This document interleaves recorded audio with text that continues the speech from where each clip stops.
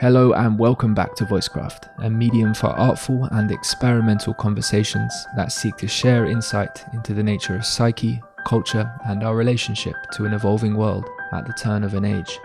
It's part of a broader culture-making vision to build wiser pathways to connection and collaboration and more effective protocols for sense-making and generative, meaningful, and healthy interaction. There are breadcrumbs to follow if you look.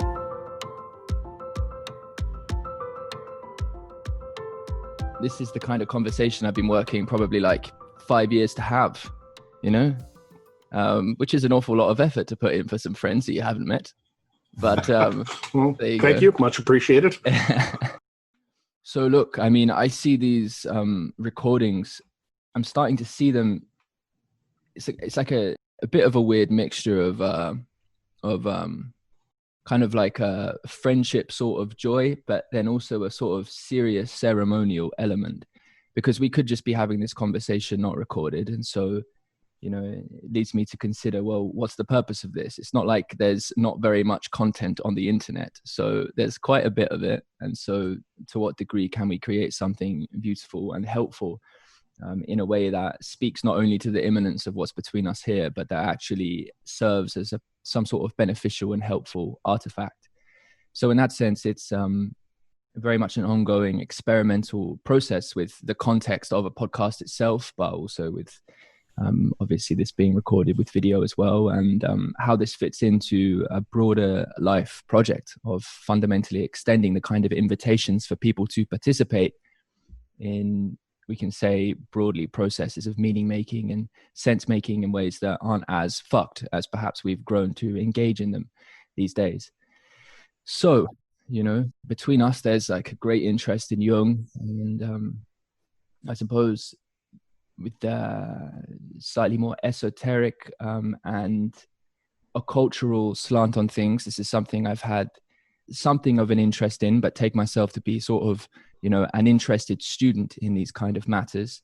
Although with respect to Jung, I've read somewhat more, and I feel its influence on my way of making sense to be significant in many regards.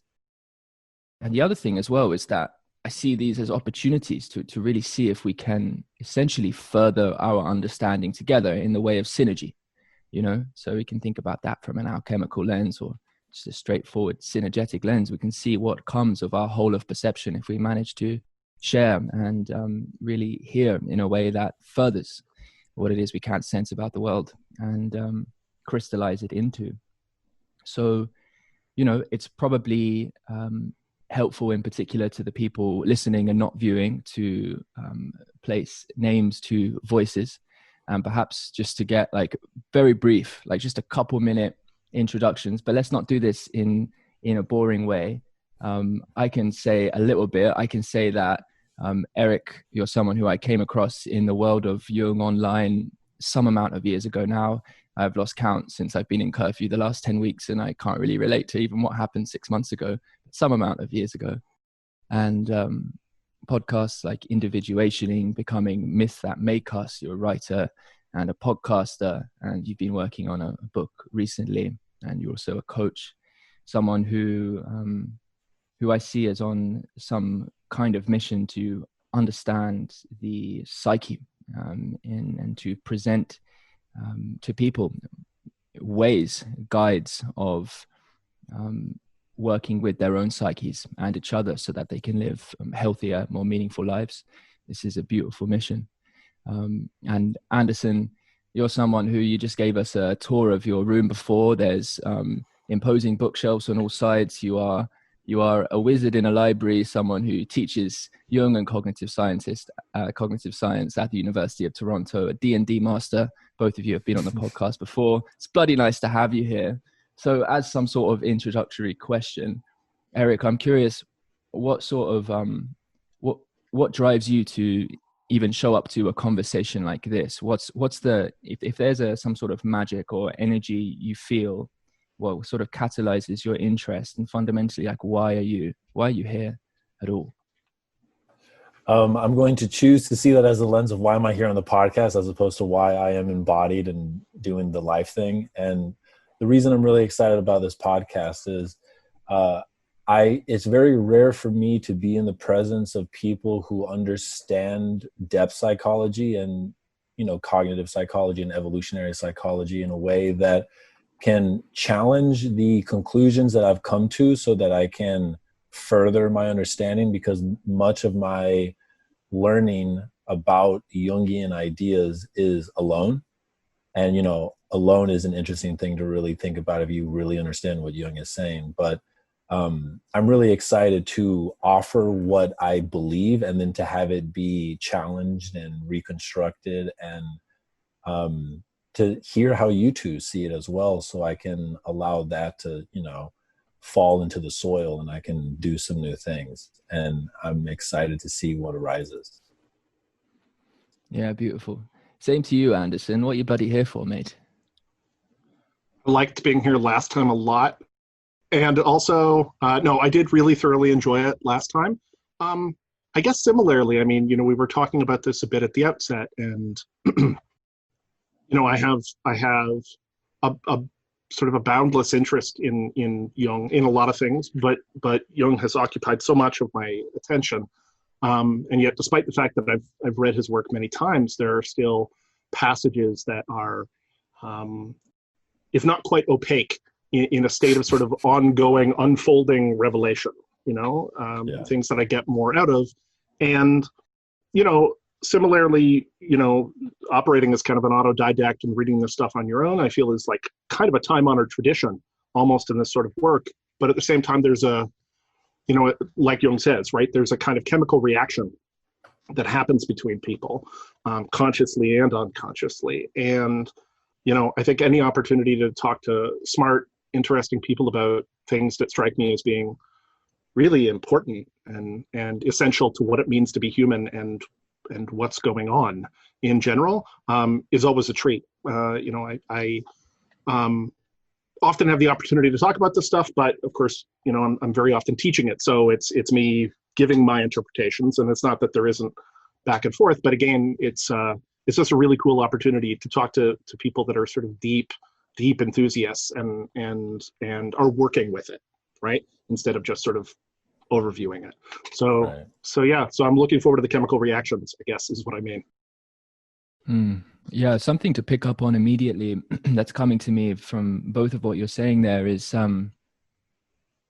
this relationship between understanding and working with Jungian ideas or depth psychology more broadly, and then doing it in isolation versus doing it with others, which speaks to, so if we take an understanding that the psyche is some sort of relationship, a dynamic relationship between parts that are in some kind of evolving growth, like solar system like relationship. I've heard you describe it, kind of, Anderson, at least with respect to the archetype of the self, that we have this dynamic relationship of parts, and how to relate to that in the actual social context. Because when we show up in group situations, it's often the case that someone's got this kind of vibe, someone's got that kind of vibe. What is it like to recognize ourselves in others? And is there a way of actually optimally coming into relationship with each other where we can come to learn more about ourselves and each other?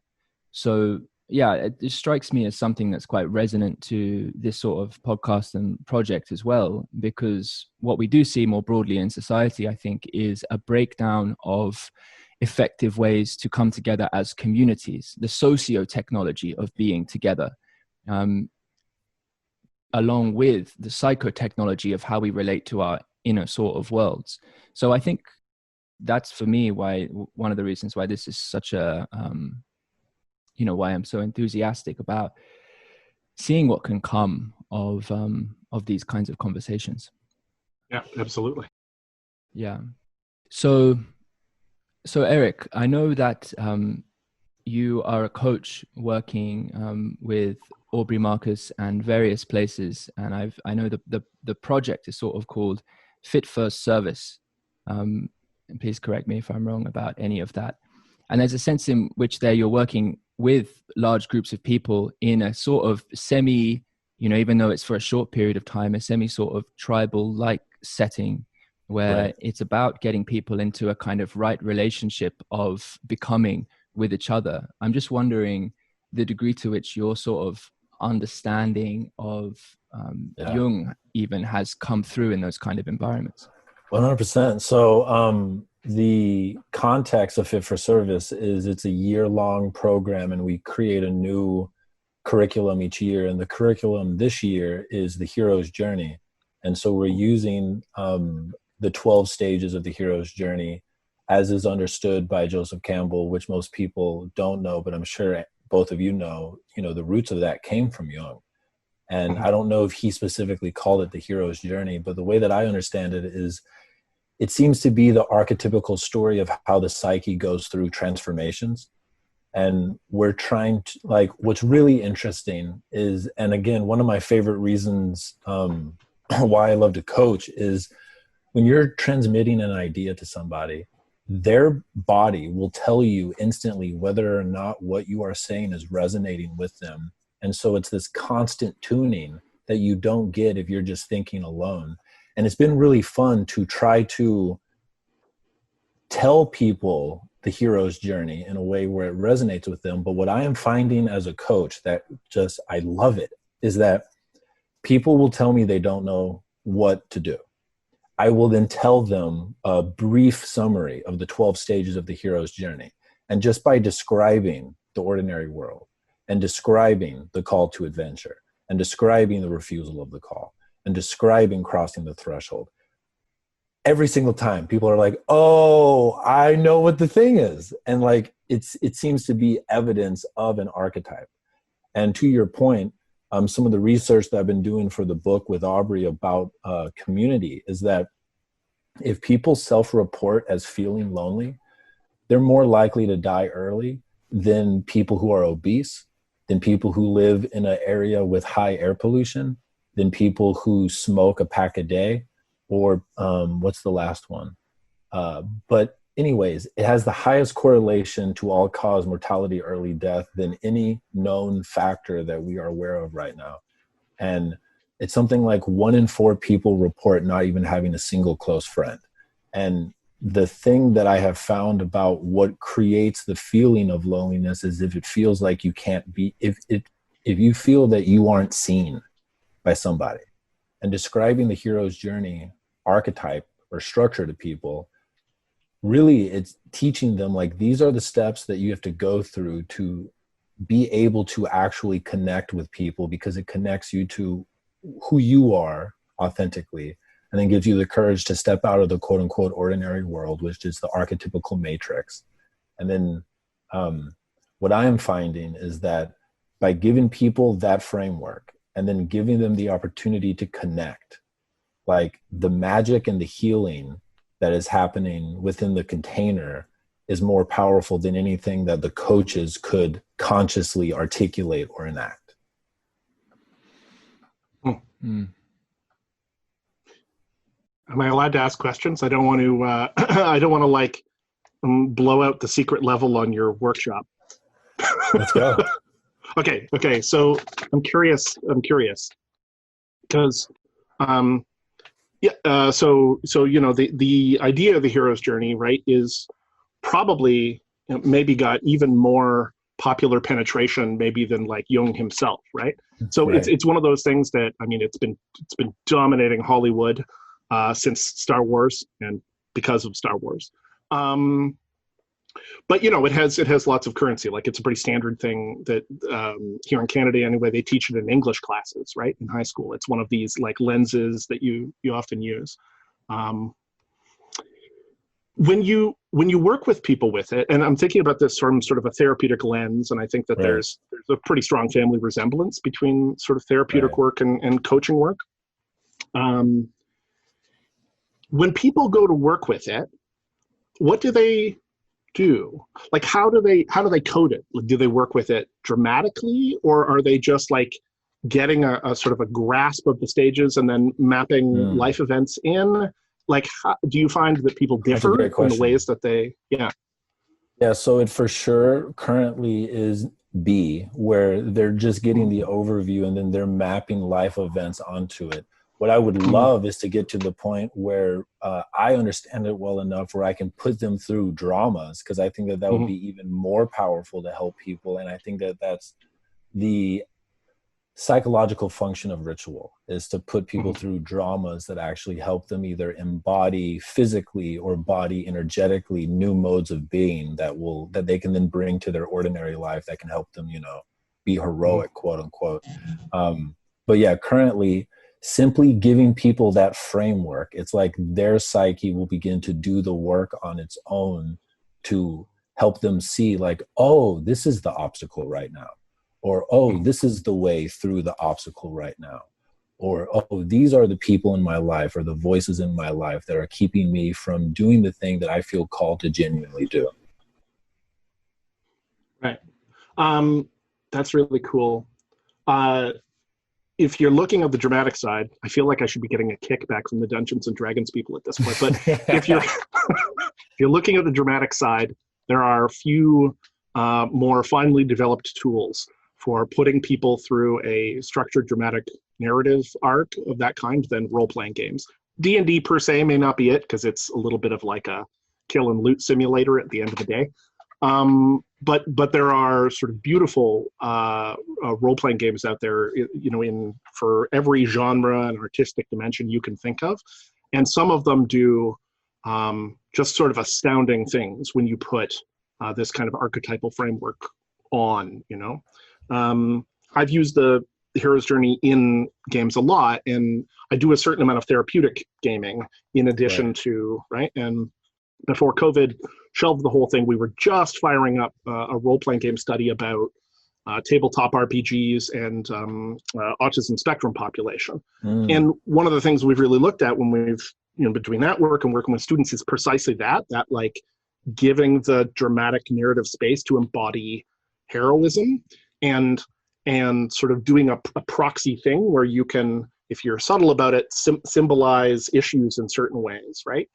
So if you have a population that you know has somewhat shared issues, there are things that you can code, in a sense, into the drama that reflect or emulate. So I'm really, really interested in that. I love that. Yeah, it's the thing is, it's shockingly effective. And I don't know why I'm surprised, because it's an extremely participatory art form, and I think it's running on the source code of human, the consciousness organization principle, but nevertheless, it's surprising, right? When it does take, there's something really striking about it. Okay, I do have a question, and I'm interested to get your take, because this is something I've considered at length, and Jung has some things to say about, but I still consider it a bit of a mystery, and it's in this vein. What do you think it is about explicating for somebody in these kinds of terms that you're talking about, right? Something that's structurally archetypal for them that catalyzes that action? Because we, in a sense, I mean, you know, if we believe that these things are archetypal and that they're sort of part of the foundation of the way our minds, our psyches are organized, right? Right. And we, in a sense, just do it because we can do it not consciously. What do you think it is about laying it out in conscious terms that can gel or catalyze action? I mean, obviously, there's lots of ideas in there potentially, but I'm curious your thoughts. So my intuition is whenever I see research or I study animals in captivity or animals that have been domesticated, they show a level. So like animals that are domesticated show symptoms of neurosis and mental illness that no wild animals show. And also no wild animals show evidence of PTSD, but domesticated animals do show symptoms of PTSD. And my intuition is that culture has gotten to a point where we live inside of boxes, inside of boxes, inside of boxes, looking at boxes. So a city is a box that keeps out nature. And then we live inside of a house that is a box that keeps out nature. And then we live inside of a room that is a box that keeps out nature. And then we look through a screen, which is a box that keeps out nature. And it feels like there's so many layers of cement of cultural conditioning, because one of the things is like the greatest storytellers in the culture, I think that's the most sacred like act that a person can have in a tribe. We live in a culture where the greatest storytellers are corporations, and they're not trying to tell stories that like the elders were trying to tell around fires. And so I think we live in a population where the majority of people are essentially domesticated animals who don't even know what their instincts feel like, and that articulating what seems to be a story that represents like the instinct to growth, it almost needs to be transmuted in language to these creatures that are so disconnected from their instincts that the only thing that they've learned how to really interact with is their mind and language. That's interesting. I like this. Yeah, this really plugs into I have something of a running critique of Disney, and don't get me wrong, I like Disney movies as much as anybody. They're very entertaining. But I have a running critique of Disney about how, essentially speaking, they've not just bowdlerized myths and fairy tales, but they've sort of weaponized them in an important sense. And they've gotten very good at doing this. It's one of the reasons that freaks me out a little bit because, like I alluded to with Star Wars, I have a very strong opinion about Star Wars. I'm a 70s child, so it's my religion in some ways, my childhood religion.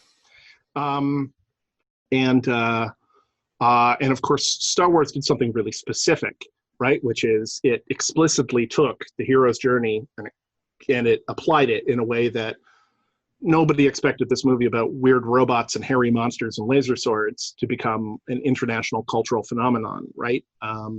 The producers didn't expect it. George Lucas didn't expect it. The actors didn't expect it, right? And yet it became this huge thing, basically because it applied this structure. I do sometimes worry, actually, and this is my concern, that, in the way that other kinds of mythological representations and cultures can be worn down, right? Overdrawn.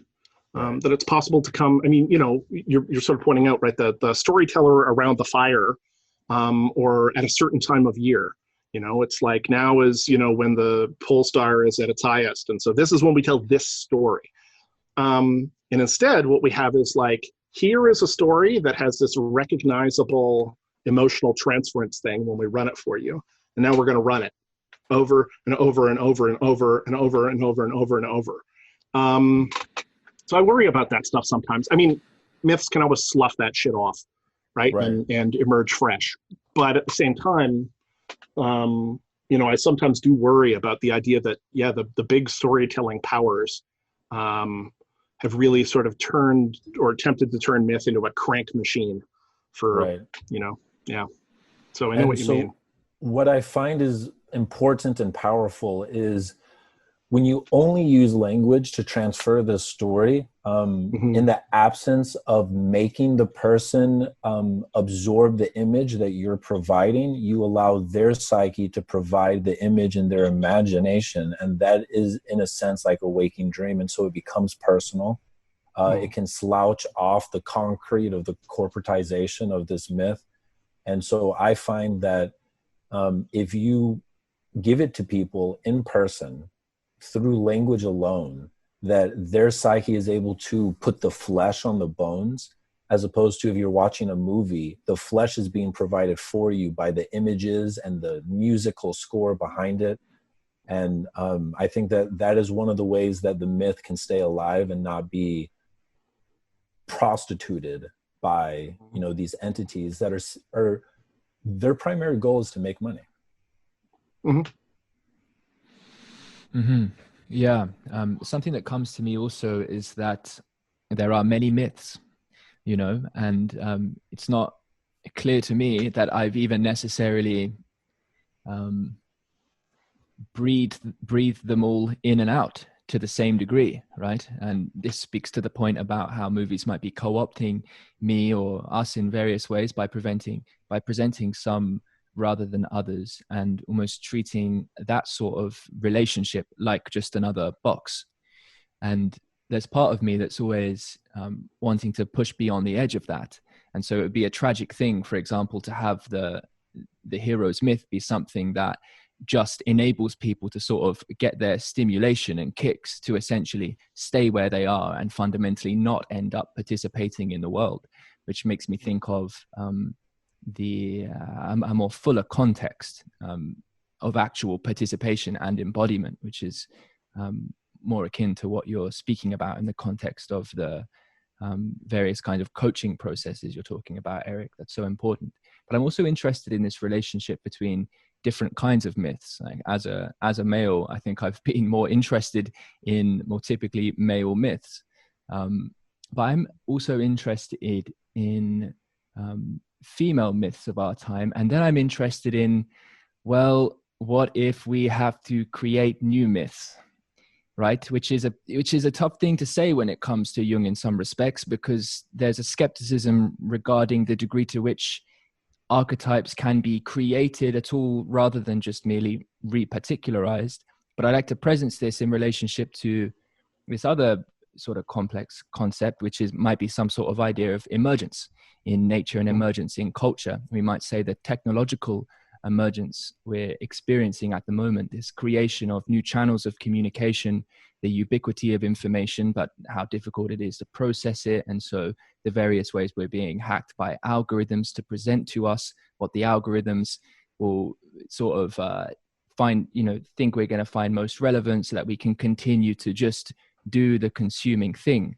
So it's like, to what degree could even the myths that have been so powerful for us no longer serve us? I mean, I know I put like 4 or 5 things into the pot there. So please, like, just pick one or pick what pops out to you at all from all of that. But I have sort of 3 loosely connected thoughts.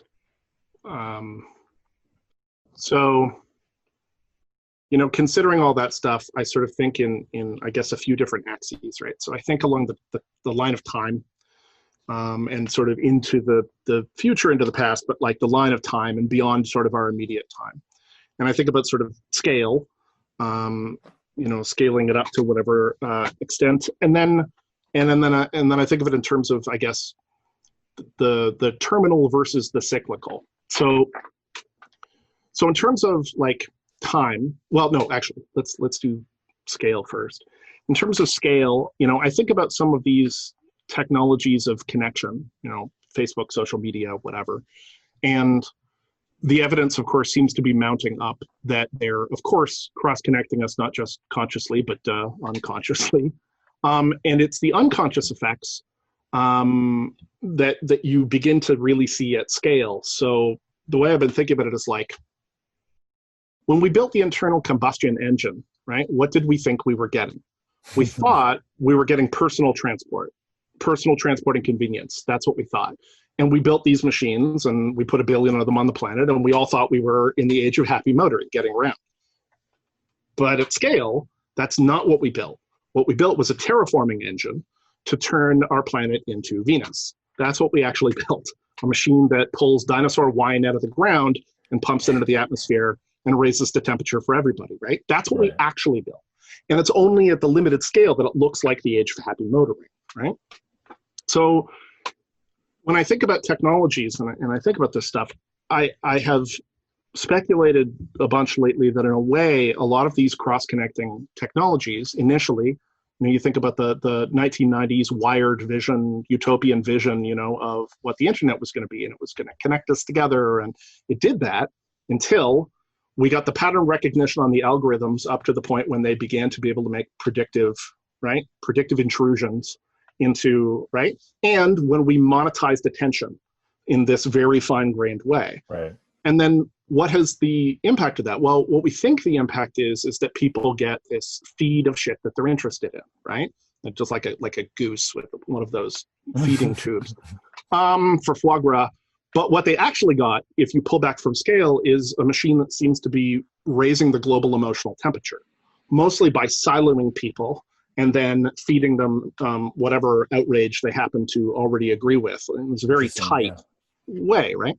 So there's kind of a scope and scale thing. And I often wonder about what that means in a sense, archetypally. Is there like a hothouse archetype here that is maybe a new thing in some sense, right? And maybe sort of emerging in a new way that didn't quite exist before because the technology wasn't there. So Right. I think about that.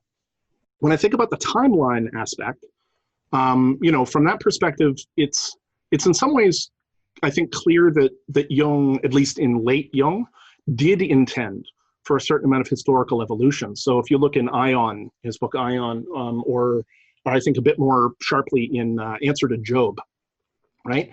Answer to Job is a fascinating little book, right? Because it looks at the story of Job. So, the book of Job in the Bible is, this wager that takes place between God and the devil when the devil was still an employee and not an enemy. And they're both sort of sitting on the cliffside, and the devil's like, hey, your servant Job seems quite pious. And God's like, yup. And then he's like, I bet you if I absolutely destroy this guy, I can get him to renounce you. And God basically, says, you're on, $10 for the winner kind of thing. And so they then proceed, right? He allows the adversary to do this, and he just crushes this guy's life, right? He kills his children and robs him of his fortune, all this stuff. And then you get to this final scene. And in the final scene, God appears, and Job has, of course, the temerity to just for one instant sort of say, like, why did this have to happen anyway? Basically, right? And God freaks out. He freaks out. This is Old Testament God, full-throated. And, he says, where werest thou when I laid the foundations of the earth? Canst thou drop Leviathan with a hook? Like he's like, I'm God. Who are you? I'm God. And Jung's interpretation of that, I think, is so interesting. It's heretical, but it's interesting, which is that event, looking at the sort of the two halves of the Bible, right, Old Testament to New Testament, that's the event that produces, in a sense, in God, guilt. God feels ashamed for what he's done. Now, if we think about that in sort of Jungian terms, as he was, right, then what we're talking about is the self, the archetype of the self and its relationship to the ego, in some deeply collective sense, suddenly undergoing a kind of moment of consciousness, which is supposed to be at the whole heart of what the encounter between the ego and all the other archetypes is, right? We lend them consciousness. That's why they all want our attention. That's why we matter. And so the self sort of has this moment of consciousness where it stops being a capricious, tyrannical asshole and feels bad enough that in Jung's interpretation, that's what then precipitates the incarnation. God has to then incarnate, right? So that he can take on sufferings, so that he knows what's going on the ground. And that's, and obviously, right, there's a million theological and interpretive and hermeneutic, objections that you can bring to this.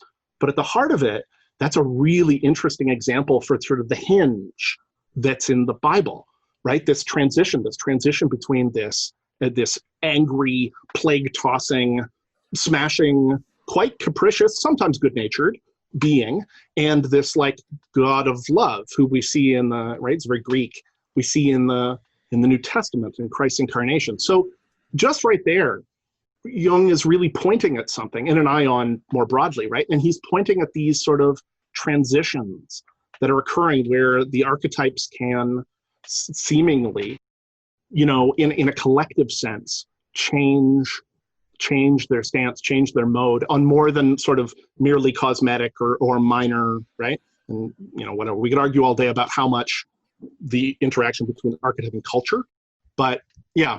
And then the third thing that strikes me, and this is something I think about a lot, is, which I'll kind of pitch out there, I guess. So archetypes are cyclical, right? That's in their nature. That they follow a cycle. It's that thing that makes them somewhat predictable. They're sort of circular things, in the way that time used to be circular for humans, right, rather than linear. So it was, the cycle and the precession of the equinoxes and all that jazz, right? There was a circularity, and archetypes are very circular. And so I wonder sometimes what it means for the circularity of archetypes and how they help us predict things in our lives, that we might be coming up on sort of a massive historical discontinuity, that things might be actually really changing, like in a radical way, fairly soon. And, we can take our pick. I keep one toe in the, like, Kurzweilian transcendent machine consciousness pool, but I'm thinking mostly here about, like, climate change, right? And the potential that, in the same way as animals, which are essentially cyclical, can't change as the environmental conditions change, I sort of wonder what it means, like whether our myths are going to have to run a gauntlet because they won't be predictive. And of course, we have myths for that, right? Phoenix and rebirth, and I don't know. So that's Wow. Okay. So many things came up that I want to touch on. I had a couple of things that came up when Tim first asked the question, but I really want to explore one thing for a moment. It is a revolutionary idea to me to really connect to the possibility that could the ego react to the self in such a way that it fundamentally changes the way the self is, guiding or orchestrating the ego's life, and that maybe it requires a moment of the ego contesting the self that would precipitate that. But it seems to be, if you use the story of Job as the map here, that because most people at the beginning of their quote unquote transformational journey, they are fighting against the self, but it seems like it hasn't earned through suffering the ability, or through piousness and then suffering, the space to question the self in such a way that would create guilt in the self. So that's a really interesting idea that I'm going to think about a lot, is that can the ego get to the point where it's earned the right to potentially maybe critique the self in a way that can transform the self? That's radical and very interesting to me. The couple of things that came up when Tim first asked the question is, I imagine the psyche on one level as like the ocean, and to try to keep it down through anything is like trying to pour cement on top of the ocean, like good fucking luck. And what I find in my community, so like a lot of people that I know, they do things like ayahuasca and mushrooms with intention and inside of containers that have been honed for thousands of years. And in the same way that dreams at times, like my intuition is that it were dreams and visionary states that produced all myths that have ever arisen into the space of ever being able to be articulated. That function is still alive in every single human on this planet. And we are all watching, and we are all paying attention, and all of our selves inside of us, capital S selves, we're watching what's going on. And people are having dreams, and people are having visionary experiences. And I believe that whatever archetype needs to arise to increase the adaptability of the collective psyche, it will come. And now, but do we have the ability to listen to whoever the people are? And do we create containers for people to even be able to hold that space and be able to articulate those stories in a way where we don't give them pharmaceuticals that numb them and put them inside of boxes? Do we even have the cultural container to allow for people to be prophets? That's a really interesting thing to feel into. And I also do agree that it feels like once the rise of the internet happened, that it connected psyche in a way that was completely unknown and has never been known before. And my intuition is like, in the same way that the personal ego goes through its transformation, where like in early teenage years, that's when the shadow becomes kind of that's when it comes into full force, and the ego doesn't quite know how to contend with it. And there's the most volatile behaviors that hopefully a integration can come in early 20s or 30s. And for people that have midlife crises, it's because they've ignored it for 20 years and then it comes up again. And my feeling is that on a collective level, we're like a 16-year-old. Like with the rising of the internet within the last 30 years, like we are just beginning to truly contend with our shadow. And right now it feels, like how a parent probably feels about their 18-year-old who is just completely fucking rebelling. And there's just anger and destruction everywhere. And my intuition, and I skew to optimism, is that there is and we are in the midst of like that revolution in the collective psyche. And that my hope is that new myths will arise, and they will have platforms, and they will able to be heard, and they will, like, there's so many independent people making independent art that, I'm hoping that there will be a Star Wars of our time that, instead of being created by a corporation, is created by an independent that is so unique that completely resonates with whatever story needs to be heard right now that will allow people to contend with the issues that are arising. Beautiful. Let me make one meta reflection on the dynamics of the conversation so far, because, okay, so we began with this conversation. I kind of introduced you guys, opened the space, we shared some intentions, we began talking, a bit of a flow starts to develop, and then in the last time I spoke, I put like, oh, this is a fire alarm here. I'm gonna mute myself for you guys.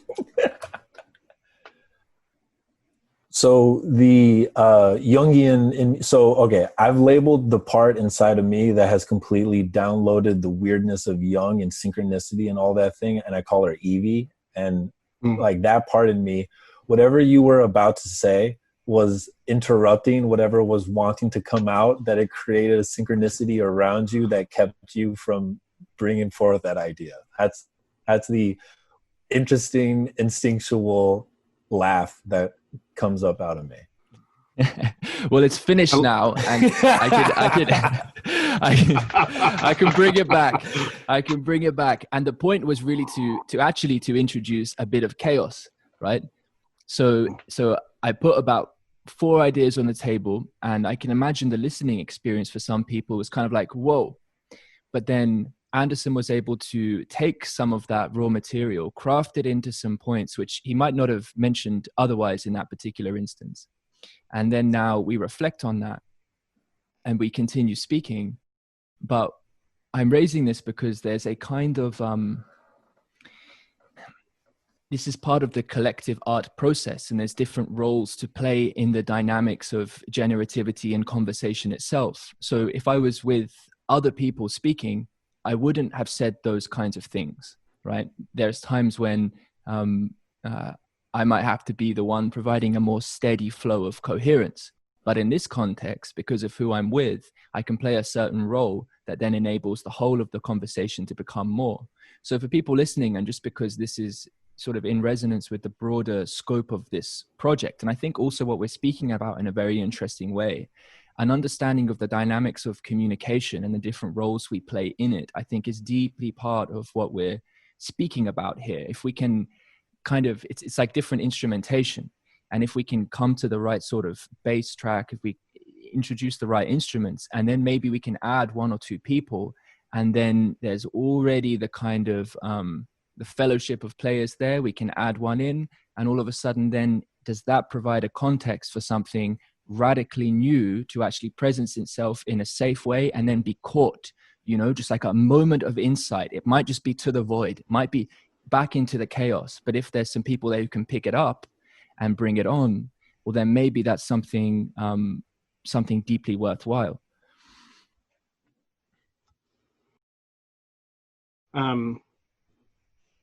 I find that in these kinds of spaces, and I mean, it's obviously it's very sort of conversational, despite the relative focus, but the ones that I find most pleasing, and maybe this speaks actually to what we're already talking about with these cycles, I love the ones where there are like 2 or 3 dozen untracked, insightful jewels that get fired out the side, and you're like, we'll come back to that. But then inexplicably you end up back where you started without. I once had a conversation that started on the topic of lobsters, went for like 3 hours, and then ended on lobsters. And it was so beautiful, and it was not a move. We just got there, in this spontaneous way. And spontaneity is a big part of it. I think it's important with something like this that, none of us can feel too guarded, right? There has to be that open space. Probably helps. I imagine we're all quite high openness. Right, so having that kind of thing land makes a big difference. Yeah. I was just thinking about this process, and then also thinking about this business of sort of the ego pushing back, and pushing back against the self. And I think wrestling with God or wrestling with angels is like that's like an honest part of the work, right? Yeah. I don't think you can get too deep into thinking about stuff without having some serious beef with the creator and the state of affairs. Like, or I think you're maybe not looking at it deeply enough. And part of that is sort of shadow work. And part of it is realizing like the shadow goes all the way up and all the way down, right? That God is not simply nice. And that the universe is not simply nice. It's often nice. It's possible to make it nicer. And you can always appreciate things and so on and so forth. And there are meaningful threads to be found, but also it's got teeth. And as I once told the students and immediately regretted it, I was teaching in high school, that it has bones of crystallized tragedy, Yes. which Yes. I think was a bit much for her. You know, so I think about the wrestling piece. So this is what I'm thinking. Sorry, I'm kind of a little all over the place. There's a certain kind of thing that happens often in these kinds of conversations, which is like there's kind of a weaving and a certain amount of something. There's like back and spark and weaving, right? And it's very different than, say, debate, Right. where you have the confrontational aspect, right? And when you do have debates, I was watching the fragments of the US debate, and it's not clear that debates mean what they used to. But, Right. you know, I sometimes wonder about what the sort of exchange is between those things. Like, is a weave and a flow, can that get you everywhere? Do you think, have wrestling? Does there need to be conflict? Like, how do those things fit together? Yeah, And I think yes. yeah, I mean, I think so. You know, at the same time, I'm very interested in like the anti-debate as a concept, right? Which is like, rather than just trying to like get your opponent with points, you form, you know, steel man versions of what they're saying. And the idea is really to create a collaborative effort. And I think sometimes, obviously, our adversarial process loses sight of that. My intuition here is that you don't need classic debates anymore. But what I do think is required is, do you have the courage and the clarity to feel inside of you that when something is said, do you genuinely have, where you currently are, a different viewpoint? Can you articulate it clearly with the intention of co-creating greater clarity with the people that you are with? And so like the way that I imagine it is like, if we're co-weaving a fabric, but my genius in me truly sees like that's the wrong pattern there. Can we deconstruct it? Can we talk about why it's felt that it doesn't fit what was unfolding? And then can we co-weave together? But it's why I love podcasts. And it's like podcasts have transformed the way that I speak to people. And the way that I speak to everybody now is I'm genuinely trying to feel what is the cloth, the weaving that they are presenting me. Is there anything that I genuinely feel I can learn from their cloth as it's being presented to add to my cloth? And then is there anything that I genuinely feel I can add to their cloth to help move towards the felt sense of where I feel they're trying to make their cloth go? Because there is this intuition in me, you know, it's the idea of the daemon or the daimon, depending on who you hear pronounce it. But that in the same way that every acorn knows what it's trying to become, every human on an unconscious level knows what it's trying to become. And when you're in a conversation, can you feel into what their becoming is? Can you feel what your becoming is? And then can you trust the fact that something has brought the two of you together? And then can you be humble enough to recognize there is something in this being that if I was open and I listened would fundamentally help me towards whatever my becoming is.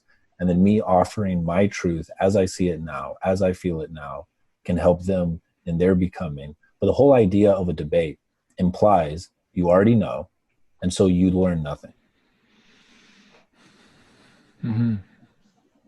Yeah, I mean, I think, Eric, you put that so beautifully. I don't think I have much to add to it other than when I mentioned you, Addison, I think, yes, I wasn't saying, yeah, we should just have debate. It's more akin to the manner of it's our intention towards the whole of the process, both before and after. So how do we catch each other? How do we hold each other? How do we share with each other after the confrontation, you know, as well as before. I see these things as kind of like a dynamic relationship between confrontation and surrender, and there are appropriate and inappropriate kinds of both, right? So it's inappropriate for me to confront if, for example, I like the way you put it, Eric, if I don't have the intention to bring sort of greater clarity or otherwise sort of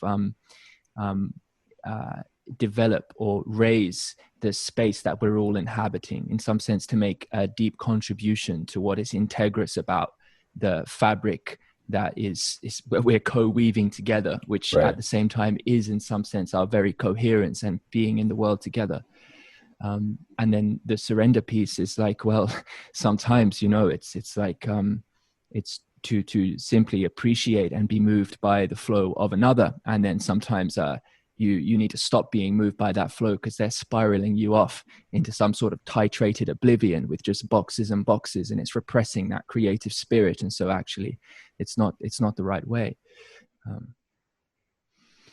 Yeah, I think a lot of it, I mean, it's interesting that obviously there's an intuitive component, right, to sort of feeling your way through, right, and getting a sense of where you're lining up with people and what they have to offer, and what, you know, how you sort of plug together in some sense. But there's an element of like flexibility that's required, right? People all together too often want to play one role. I used to have a friend who, anytime we were doing something social, he always wanted to be the straight man. So I had to play the fool. And this was the dynamic that he preferred, right? It was a thing. We were business partners. And so it was this thing that we did. And it was fine. I enjoy playing the fool sometimes. And he liked looking like that grumpy eagle from the Muppets. And like that, it was a social thing that we did, right? But it did sometimes strike me at the time. And it's like, oh my God, can we change this up? Just like once or twice, you know, can we? And I sometimes felt that lack of flexibility. Likewise, many years ago, a girlfriend of mine who was exceptionally clever about this sort of thing had pointed out to me that I very often would launch into arguments, and she's like, and I don't even think you believe what you are saying. You just say a contrary thing. And I was like, I certainly don't. Anyway, so what she did, she was smart. She led me into this trap. Basically, she started arguing a point. It must have been pre-planned, but she started arguing this point, and I, of course, took up the counterpoint. And then move by move, she gradually shifted the nature of her argument and her position until she was arguing the opposite, right? At which point I, in perfect lockstep, had switched to arguing her original point. And then she was like, see, this is what I'm talking about. And I suddenly was like, oh, I am. And like, why am I doing that? And I had a real deep moment of access, and I was like, why am I doing that? I'm doing it because it's counterpoint. I'm doing it to play the devil's advocate, because my sense is that that's how one fills out, right? Not necessarily, but it was a revelation for me at the time at 16 or something, because it was like, right, a dance is not just, you know, taking up the opposite position with somebody and then following them move for move. There's something that is more improvisational, and there's something that requires a kind of a fluidity, a shift, so that you can first do one thing and then do another. And I think the same goes with this kind of like the contact of the fabric, right? Sometimes things have to shift around, right? A little bit just to kind of, I don't know, catalyze the effect or something. I love that point. And the thing that comes up in me, and this is something that I constantly say to my friends who I can feel, this is something that I constantly say to my friends who, whatever is being proposed by the mainstream, they must believe the opposite. And it's that the rebel is enslaved in the same way that the slave is, because the rebel doesn't know their true point. The rebel has to be the opposite of whatever the thing is that's being offered. And that seems like a transitionary stage to your authentic self. But a lot of people, especially people who are very low in agreeableness, they just stay there.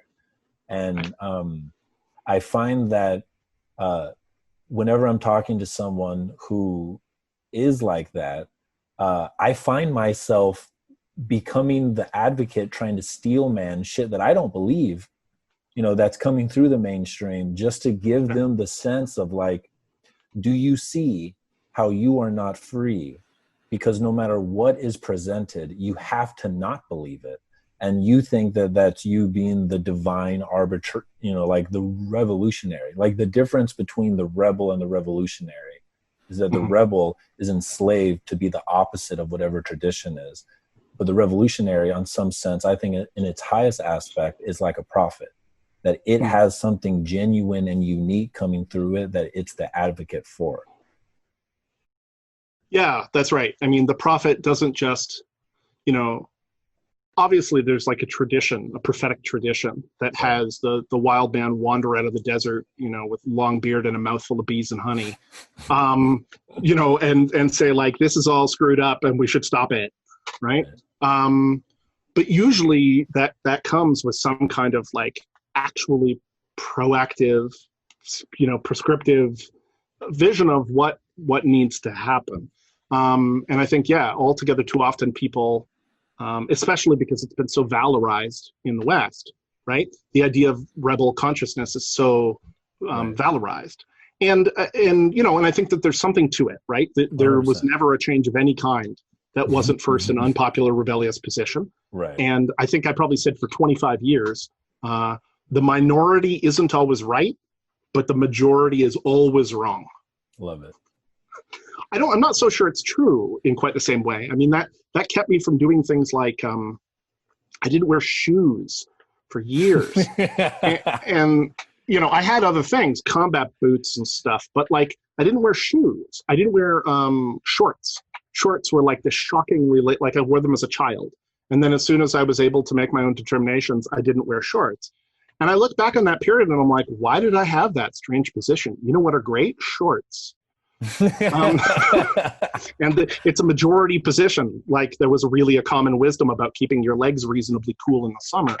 So, I don't hold it quite as strongly, but by the same token, that idea that the minority isn't always right, but the majority is always wrong does carry in a certain sense because, as I sometimes say to my clients, it's like, well, it's not that way because if the majority was right, then the world would be a very different place, wouldn't it? Right. And the proof of the pudding is in the eating. This is what we got, and this is what we got from what most people believe. So should we continue to believe that? Maybe not. Yeah. I think part of what I heard there was this relationship between the wisdom of crowds and also the madness of crowds. And I think what's most important is the capacity to discern in whatever the case is, in fact, the wisdom. And there's something else that's really coming through to me here when we speak about vision and fabric, and it's the notion of religion. It's the notion of something we can all gather around in some sense, even if we want to understand that center as a wandering center, as a moving center to continually be re-realized and rewoven. Still some inner orientation towards something that together we can share in. Thank you for listening.